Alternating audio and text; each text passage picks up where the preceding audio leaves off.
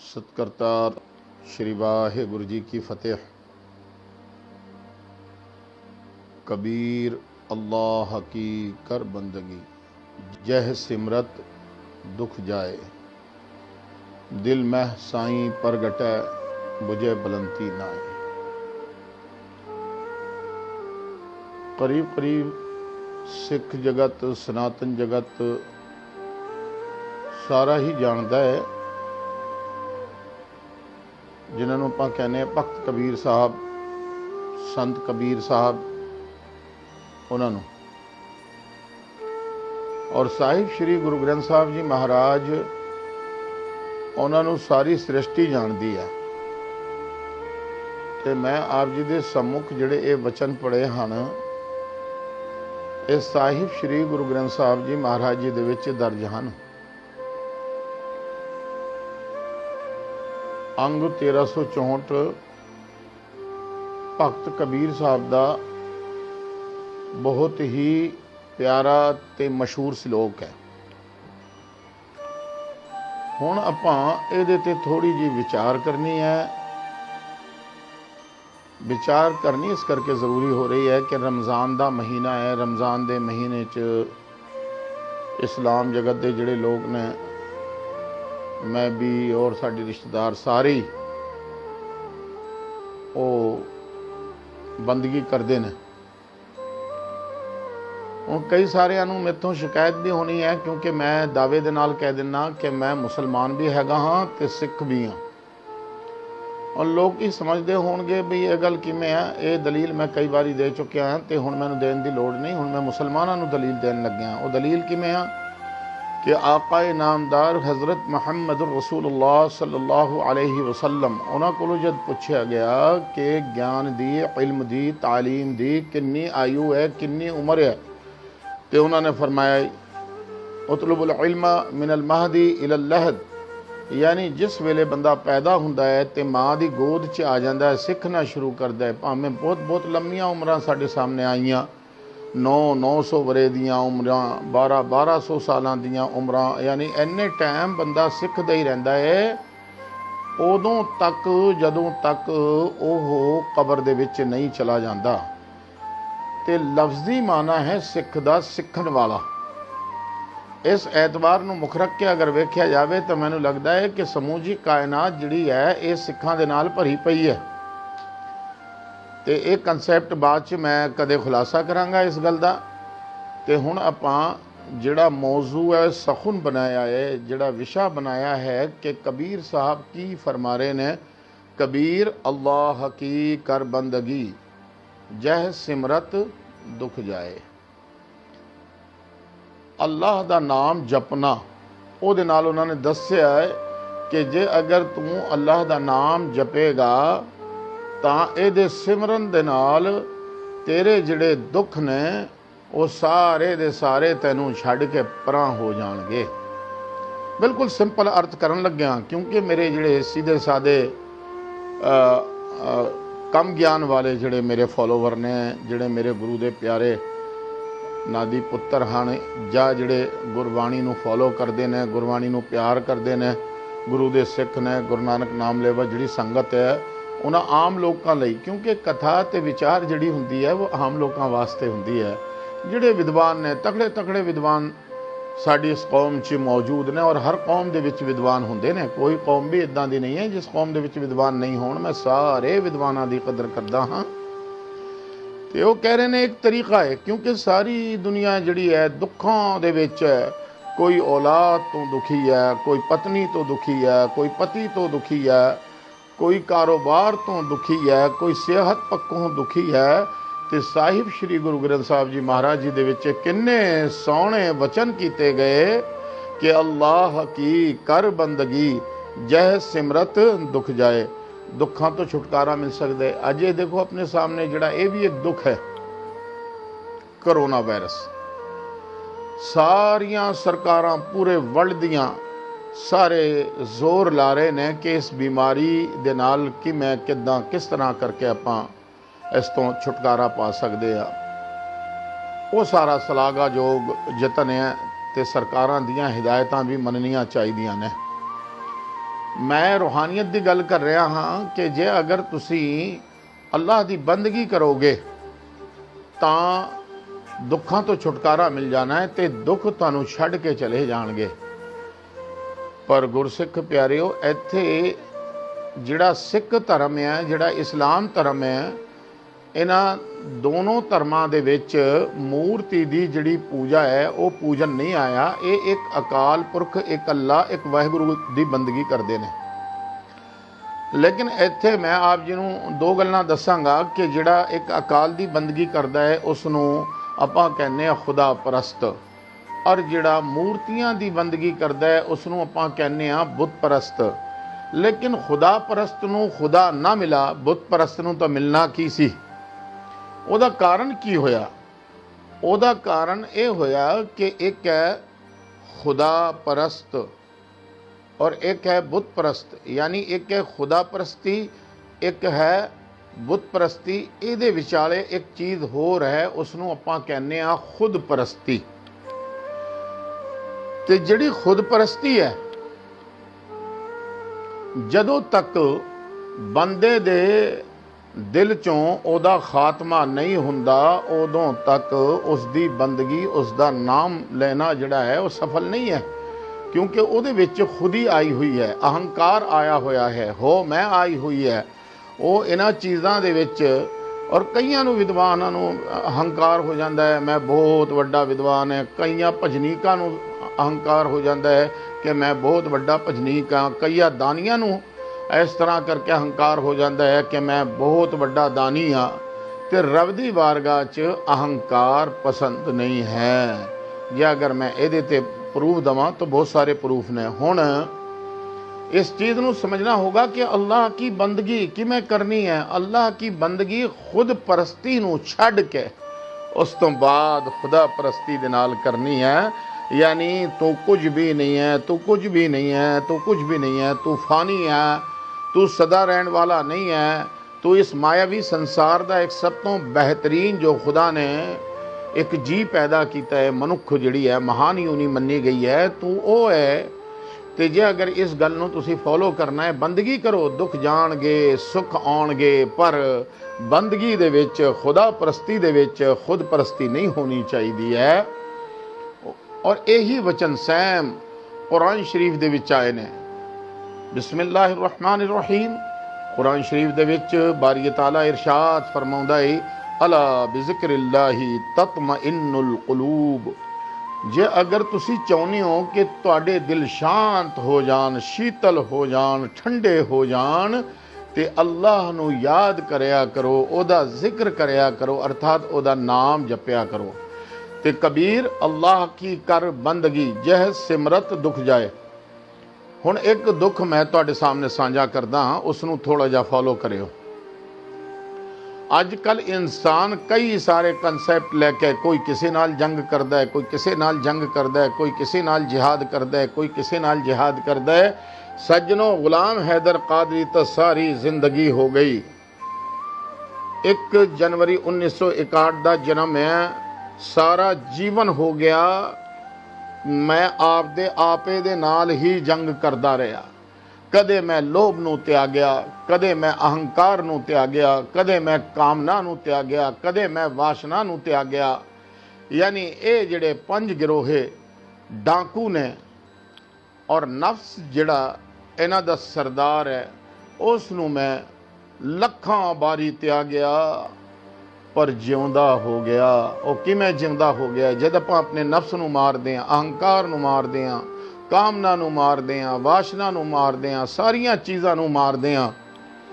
इन्हां नूं मारन दा मैं तुहानूं एक निक्का जिहा तरीका समझा के जाना चाहुंदा कि जद आपां इन्हां चीज़ां नूं मारदे हां ते बिल्कुल इदां ही मरदियां ने जिवें पारा।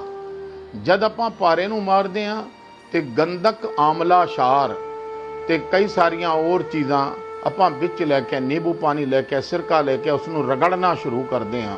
रगड़दे रगड़दे रगड़दे रगड़दे इहदा जिहड़ा रंग है चमक वाला वो उड़ जाता है। इहदी पारे दी जिहड़ी फितरत है, एक थां एक खड़दा नहीं। जे अगर हत्थ ते रखोगे भज्जिया फिरदा रहेगा, शीशे ते रखोगे तां भज्जिया फिरदा रहेगा।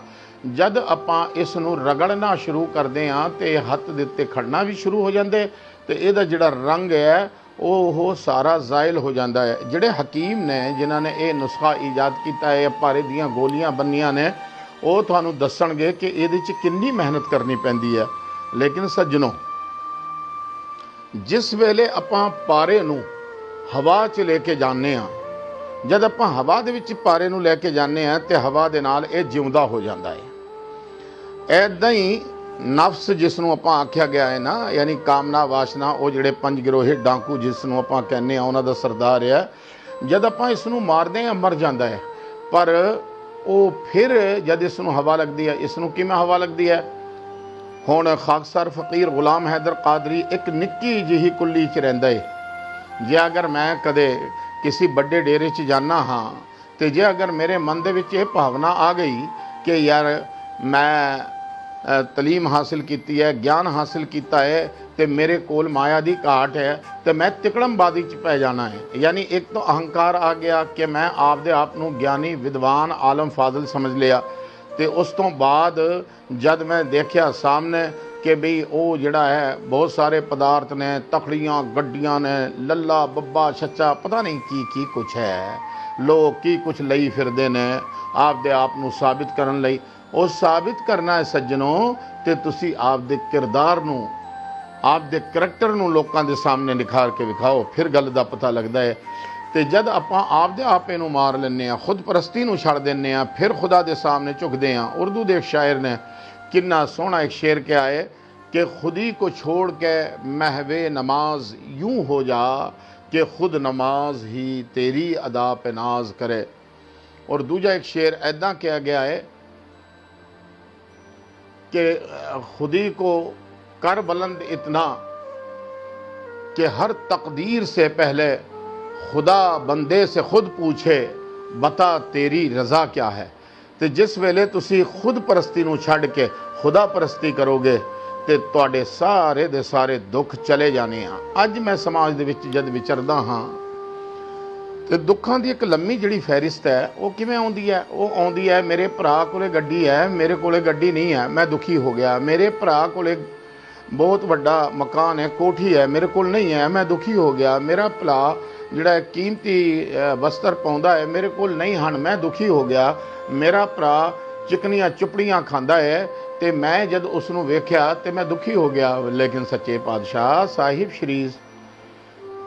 श्री गुरु नानक देव जी महाराज सच्ची सरकार, उन्हों का जिहड़ा किन्ना प्यारा मतलब है कि वचन है, जे अगर आपां गुरबाणी नूं फॉलो करिए, क्योंकि गुरु ग्रंथ साहब जी महाराज ये शाहकार गुरु नानक साहब ने, उन्होंने कहा हक पराया नानका उस सुअर उस गाय, गुरपीर हामा तां पर है जां मुरदार ना खाए।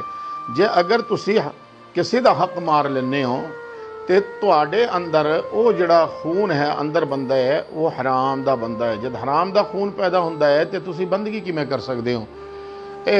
यानी अल्लाह की कर बंदगी जय सिमरत दुख जाए। तो जिहड़ा रब है, अगले इस वचन दे विच कबीर साहब कितना सोहना इरशाद फरमा रहे ने, भगत कबीर साहब, संत कबीर साहब, क्योंकि मैनूं पता है ना साडे जिहड़े ने वो कहणगे कादरी साहब ने भगत नहीं कहा, कादरी साहब ने संत नहीं कहा, कादरी साहब ने कबीर साहब नूं कबीर साहब कह के ये गल गलत है। वो छड़ दो इन्हां गल्लां नूं, तुसीं इदां ना करो। साहिब श्री गुरु ग्रंथ साहब जी महाराज इन्हां नूं तुसीं शब्दां दे नाल खेडना बंद कर दो, इन्हां नूं खोजना शुरू कर दो। जब तुसीं शब्द नूं खोजोगे तां तुहानूं कोई जुक्ति हासिल होनी है, और वो भी उदों जद तक कोई पूर्ण संत तुहाडा हथ फड़ के उंगल फड़ के तुहानूं बिठा के इस कंसैप्ट नूं, इस मसले नूं ना समझावे। हुण कई सारे कहणगे ये तो संतां दा प्रमोटर है, वो शर्म करो। संतां दा प्रमोटर मैं कित्थे हाँ? साहिब श्री गुरु ग्रंथ साहब जी महाराज जी दे विच संतां दी बहुत सारी उपमा बयान की गई है। हुण तुसीं कहने हो संत है नहीं, तो तुहाडी आप दी सोच है। मैं मनदा हाँ कि जे अगर इस धरती दे उत्ते जिस दिन संत नहीं होए तो सारी दी सारी दुनिया गर्क हो जानी है, अग लग जानी है। तो कबीर साहब ने एक गल साफ कर दी कि अल्लाह की बंदगी दे नाल दुख जाते हैं, पर गाहां अगे उन्होंने एक इश्क दे नाल भरी हुई गल ते बहुत वड्डा मतलब सानू एक सुनेहा लाया है। जद असी खोजना शुरू किया तो वो कह रहे ने दिल में साईं प्रगट है, यानी पता ये लग्या कि रब दे रहन दी जिहड़ी जगह है ਉਹ ਅਸਲ ਉਸ ਬੰਦੇ ਦਾ ਦਿਲ ਹੈ ਜਿਹੜਾ ਬੰਦਾ ਖੁਦਾ ਨੂੰ ਪਿਆਰ ਕਰਦਾ, ਉਸ ਨੂੰ ਇਸ਼ਕ ਕਰਦਾ ਹੈ। ਯਾਨੀ ਬੰਦੇ ਦਾ ਦਿਲ ਜਿਹੜਾ ਹੈ, ਇਹੀ ਗੁਰਦੁਆਰਾ ਹੈ, ਇਹੀ ਮਸਜਿਦ ਹੈ, ਇਹੀ ਮੰਦਰ ਹੈ। ਗੁਰੂ ਗ੍ਰੰਥ ਸਾਹਿਬ ਜੀ ਮਹਾਰਾਜ ਜੀ ਦਾ ਜਿਹੜਾ ਮੈਂ ਪੜ੍ਹ ਰਿਹਾ ਹਾਂ, ਉਹਦਾ ਮੈਂ ਅੰਗ ਦੱਸਿਆ ਹੈ, ਤੇ ਉਹਨਾਂ ਸੰਤਾਂ ਦੀ ਜਿਹੜੀ ਬਾਣੀ ਹੈ ਉਸ ਨੂੰ ਮੈਂ ਉਹਨਾਂ ਦਾ ਨਾਮ ਲਿਆ ਹੈ। ਤੇ ਦੂਜੀ ਗੱਲ ਇਹ ਹੈ ਕਿ ਗੁਰੂ ਗ੍ਰੰਥ ਸਾਹਿਬ ਜੀ ਮਹਾਰਾਜ ਜੀ ਦੇ 1430 ਅੰਗਾਂ ਦੇ ਵਿੱਚੋਂ ਉਹ ਸ਼ਬਦ ਮੈਂ ਆਪ ਜੀ ਦੇ ਸਾਹਮਣੇ ਸਾਂਝਾ ਕਰਨ ਲੱਗਿਆ, ਦਿਲ ਮਹਿ ਸਾਈਂ ਪ੍ਰਗਟ ਹੈ। ਯਾਨੀ ਰੱਬ ਜਿਹੜਾ ਹੈ ਦਿਲ ਦੇ ਵਿੱਚ ਹੈ, ਲੇਕਿਨ ਪ੍ਰਗਟ ਕਰਨਾ ਪੈਣਾ ਹੈ। ਹੁਣ ਪ੍ਰਗਟ ਕਈਆਂ ਥਾਵਾਂ ਦੇ ਉੱਤੇ ਇਸ ਲਫ਼ਜ਼ ਨੂੰ ਇਸਤੇਮਾਲ ਕੀਤਾ ਗਿਆ ਹੈ। ਜਿਸ ਵੇਲੇ ਸਾਹਿਬ ਸ਼੍ਰੀ ਗੁਰੂ ਨਾਨਕ ਦੇਵ ਜੀ ਮਹਾਰਾਜ ਜੀ ਦਾ ਪ੍ਰਕਾਸ਼ ਹੋਇਆ, ਉਸ ਵੇਲੇ ਬੜਾ ਸੋਹਣਾ ਇੱਕ ਵਚਨ ਲਿਖਿਆ ਗਿਆ ਕਿ ਸਤਿਗੁਰ ਨਾਨਕ ਪ੍ਰਗਟਿਆ। ਭਾਈ ਗੁਰਦਾਸ ਜੀ ਨੇ ਲਿਖਿਆ ਹੈ, ਪਰ ਮੁਰਾਦ ਉਸ ਵੇਲੇ ਦੀ ਹੈ। ਉਸ ਤੋਂ ਬਾਅਦ ਫਿਰ ਖਾਲਸੇ ਬਾਰੇ ਸਾਫ਼ ਤੌਰ ਤੇ ਕਿਹਾ ਗਿਆ, ਪ੍ਰਗਟਿਓ ਖਾਲਸਾ ਪਰਮਾਤਮ ਕੀ ਮੌਜ। ਔਰ ਫਿਰ ਕਿਹਾ ਗਿਆ ਪ੍ਰਗਟਿਓ ਮਰਦ ਅਗੰਮੜਾ। ਯਾਨੀ ਹੁਣ ਆਪਾਂ ਪ੍ਰਗਟ ਨੂੰ ਸਮਝਣਾ ਹੈ।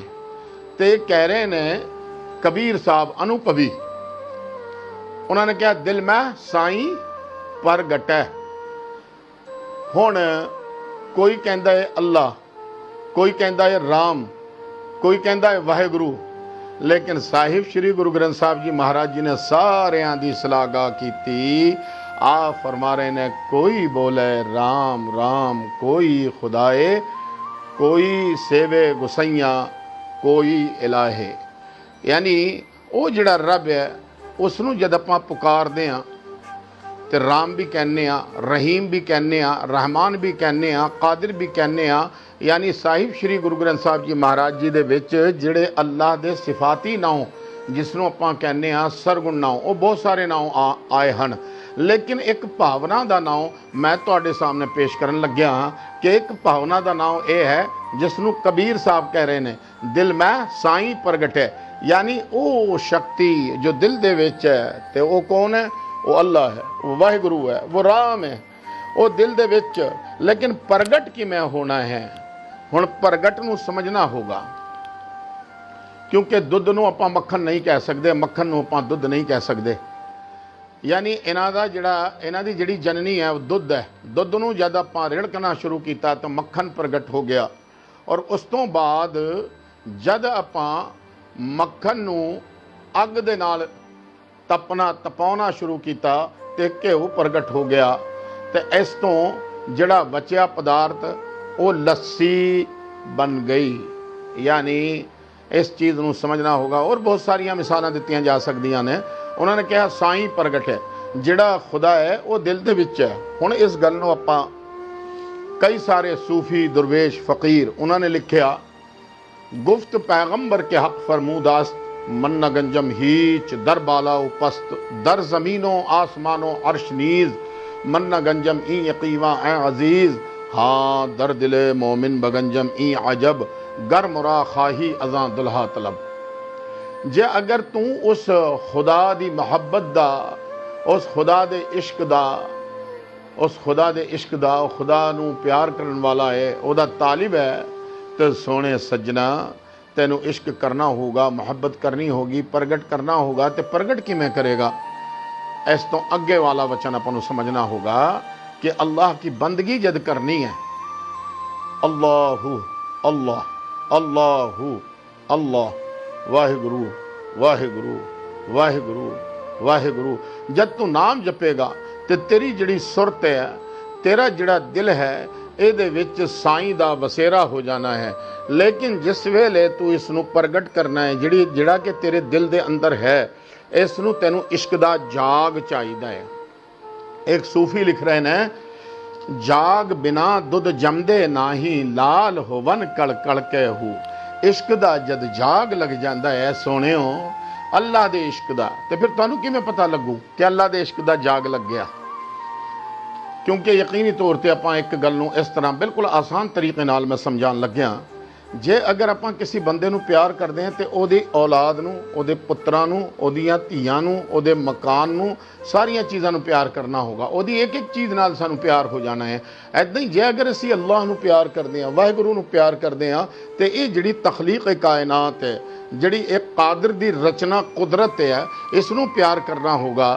ਤੇ ਜੇ ਅਗਰ ਆਪਾਂ ਇਹਨਾਂ ਝਗੜਿਆਂ ਦੇ ਵਿੱਚ ਪੈ ਗਏ कि किसी ਨੂੰ हिंदू कह के मार दिता, ਉਹਦਾ कसूर नहीं पता लग गया, किसी ਨੂੰ मुसलमान आख के मार दिता, ਉਹਦਾ कसूर पता नहीं लग गया, किसी ਨੂੰ सिख समझ के मार दिता, ਉਹਦਾ कसूर पता नहीं लग गया।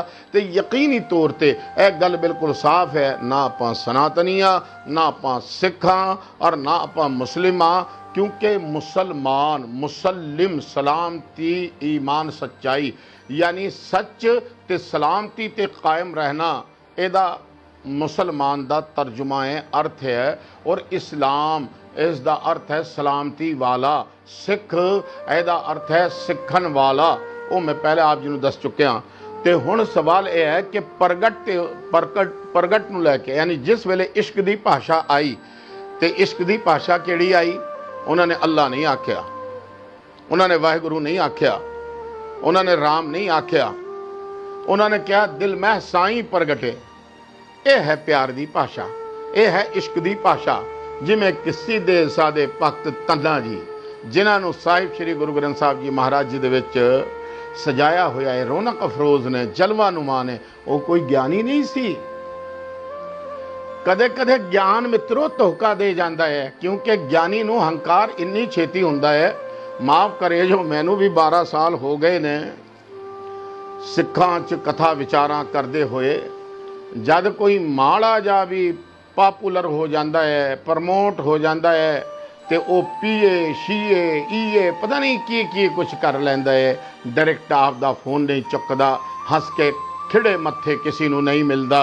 जे अगर कोई बंदा उहदे नाल कोई फोन करता रहो, नहीं जी हुण खा रहे ने जी, पी रहे ने जी, बैठे ने जी, मीटिंग च ने। ओ भरावो कुछ थोड़ा बहुत अपने अंदर असलीयत पैदा कर लो। हुण ये जिहड़ा करोना है ना, करोना रब्बी चपेड़ है सारे उन्हां लोकां वास्ते। रब नूं उस बंदगी दी लोड़ नहीं है, उस इबादत दी लोड़ नहीं है जिहड़ी भावना तो, इश्क तो, मुहब्बत तो खाली होवे। इत्थे देखो की फरमा रहे ने, दिल में साई प्रगटे। जे अगर प्रगट करना है तो बंदगी चाहिए है, और जिहड़ी बंदगी है वो भावना वाली चाहिए है, प्यार वाली चाहिए है। तो तेरे दिल दे विच एक इश्क दी अग्नि बुझे बुलंदी नाए, यानी जिहड़ी वो जोत है जब तेरे दिल च चली गई, तेरे हिरदे च चली गई और रोशन हो गई, तू रोशन ज़मीर हो गया, दिल वाला हो गया, साहिबे दिल हो गया। रब मैनू दर्द बख्शे और इन्ना दर्द दे कि मैं एक मिनट भी उस दी याद तो बेखबर ना रहा। और मैं कृपा करदा हाँ कि तुसी शब्द नूं भी हिंदू, मुसलमान और सिख, ईसाई इस चीज़ का रूप ना दो। शब्द सिर्फ शब्द है, वचन सिर्फ वचन है, कौल सिर्फ कौल है। उसनूं खोजना पैंदा है, जब उहदे विचों निकलदा है खजाना, फिर जीवन अपना संवर जाता है। बुझे बुलंदी नाए, यानी वो जिहड़ी इश्क दी अग है, वो जिहड़ा नूर है, जिहड़ा प्रगट होया है, वो हुण उसने तेरा दिल रोशन कर दिता है। और वो जिहड़ा तेरे अंदर आप साईं दा वसेरा हो गया है, आप रब दा वसेरा हो गया है। उस तो बाद तैनू ना दुख लगना है, ना तैनू सुख लगना है। तो मैं सारे सज्जनों नू बेनती करदा हाँ कि कबीर साहब जी दे इस वचन दे उत्ते बहुता अमल करो और समझो, प्यार करना सीखो। क्योंकि जे अगर तुसी तखलीक कायनात, खुदा दी तखलीक तो, खालिक दी तखलीक तो, कादिर दी कुदरत तो प्यार नहीं करते, तो गल साफ हो जाती है, तुसी उस रब नूं प्यार नहीं करते। हर रूप और हर स्वरूप मैनू तो बहुत सोहना लगता है, क्योंकि ये सारा कुछ इहदा जिहड़ा रचयिता है वो परमेश्वर है। हुण जे अगर आपां देखीए तो सानू पता लगता है कि रब ने जद फुल बनाने शुरू किए तो सरों दा हो गया, रात दी रानी दा हो गया, ए हो गया, गुलाब दा हो गया। जे अगर आपां कहीए कमल दा हो गया, यानी हज़ार वैराइटीज़ दे फुल। तो ऐदां ही जिहड़े ये धर्म ने, इन्हां धर्मां दी भाषा भावें वख होवे, पर सारे धर्म उस भावना दे नाल और उसी जात दे नाल जुड़े हुए आ जिसने ये सारी कायनात बनाई है। सज्जनों, सारिਆਂ ਨੂੰ प्यार करो। जे अगर प्यार करोगे तो परमेश्वर तुहाडे नेड़े हो जाना है। हंकार नूं त्याग के, खुद परस्ती नूं त्याग के खुदा परस्ती करो। तो मैं बेनती करदा हाँ कि बस इन्ना की बहुत है। ਗਾਹਾਂ ਤੋਂ ਗਾਹਾਂ ਆਪਾਂ ਵਚਨ ਕਰਦੇ ਰਹਾ ਕਰਾਂਗੇ। ਇਹਦੇ ਵਿੱਚ ਕਈ ਸਾਰੀਆਂ ਗੱਲਾਂ ਇਸ ਤਰ੍ਹਾਂ ਦੀਆਂ ਹੋ ਗਈਆਂ ਹੋਣਗੀਆਂ ਤੇ ਮੈਂ ਇੱਕ ਜਿਹੜੀ ਵਿਸ਼ੇਸ਼ ਗੱਲ ਚੱਲ ਰਹੀ ਹੈ ਉਹਦੇ ਤੇ ਆਪਣੀ ਗੱਲ ਕਰਕੇ ਫਿਰ ਆਪ ਜੀ ਨੂੰ ਸਾਰਿਆਂ ਨੂੰ ਸਲਾਮ ਫਤਿਹ ਬੁਲਾ ਦੇਣੀ ਹੈ। ਉਹ ਗੱਲ ਇਹ ਹੈ ਕਿ ਸਾਹਿਬ ਸ੍ਰੀ ਗੁਰੂ ਗ੍ਰੰਥ ਸਾਹਿਬ ਜੀ ਮਹਾਰਾਜ ਜੀ ਦੇ ਵਿੱਚ 17 ਜਾਂ 22 ਭਾਸ਼ਾਵਾਂ ਦੇ ਅੱਖਰ ਪਾਏ ਜਾਂਦੇ ਨੇ। ਜਿਹੜਾ ਧਰਮ ਹੈ ਉਹ ਧਰਮ ਸ੍ਰਿਸ਼ਟੀ ਲੈਵਲ ਦਾ ਹੁੰਦਾ ਹੈ, ਕਾਇਨਾਤ ਲੈਵਲ ਦਾ ਹੁੰਦਾ ਹੈ, ਉਹ ਕਿਸੇ ਸਟੇਟ ਦਾ ਨਹੀਂ ਹੁੰਦਾ। ਤੇ ਸਾਡੀ ਜਿਹੜੀ ਮਾਦਰੀ ਜ਼ਬਾਨ ਹੈ ਉਹ ਪੰਜਾਬੀ ਹੈ। ਲੇਕਿਨ ਸਵਾਲ ਇਹ ਹੈ ਕਿ ਸਾਹਿਬ ਸ੍ਰੀ ਗੁਰੂ ਗ੍ਰੰਥ ਸਾਹਿਬ ਜੀ ਮਹਾਰਾਜ ਇਕੱਲੇ ਪੰਜਾਬੀਆਂ ਦੇ ਨਹੀਂ ਬਲਕਿ ਸਾਰੀ ਕਾਇਨਾਤ ਦੇ ਗੁਰੂ ਹਨ। ਤੇ ਕਦੇ ਕੱਲ ਨੂੰ ਇਹ ਲੈ ਕੇ ਬਹਿ ਜਾਓ ਕਿ ਕਾਦਰੀ ਜੀ ਨੇ ਇੱਥੇ ਉਰਦੂ ਬੋਲਿਆ ਤੇ ਇੱਥੇ ਹਿੰਦੀ ਬੋਲਿਆ, ਇੱਥੇ ਫਲਾਣਾ ਬੋਲਿਆ। ਮੇਰੇ ਅੱਖਰਾਂ ਨੂੰ ਤੁਸੀਂ ਨਾ ਸਮਝਿਓ। ਅੱਖਰ ਸਮਝਣਾ ਹੈ ਤਾਂ ਗੁਰੂ ਗ੍ਰੰਥ ਸਾਹਿਬ ਜੀ ਮਹਾਰਾਜ ਜੀ ਦੇ शब्दों की खोज करो। मेरी भावना नूं समझ के जे अगर तुहानूं ये लगता है कि सही है तो ठीक है। और जिहड़े मैनूं गाल कढ़ के कमेंट करते हैं ना वो जरूर करियो भरावो, क्योंकि मैं एक साईं फकीर आदमी हाँ। साडे जिहड़े साईं बाबा भुल्ले शाह रहमतुल्लाह अलैह वो कहंदे सी लोकी तैनूं काफर काफर आखदे ने, तू आहो आहो आख। मैनूं अपने किरदार दा सर्टिफिकेट तो नहीं लेना। मेरा रब जानदा है जिहड़ा कि देखदा भी है, सुनदा भी है, दिलों तो दिमागां तो हर एक जीवन तो आगू है। इस करके तमाम भुल्लां चुक्कां दी खिमा चाहुंदा हाँ। अल्लाह हाफिज़। वाहिगुरू जी का खालसा, वाहिगुरू जी की फतेह।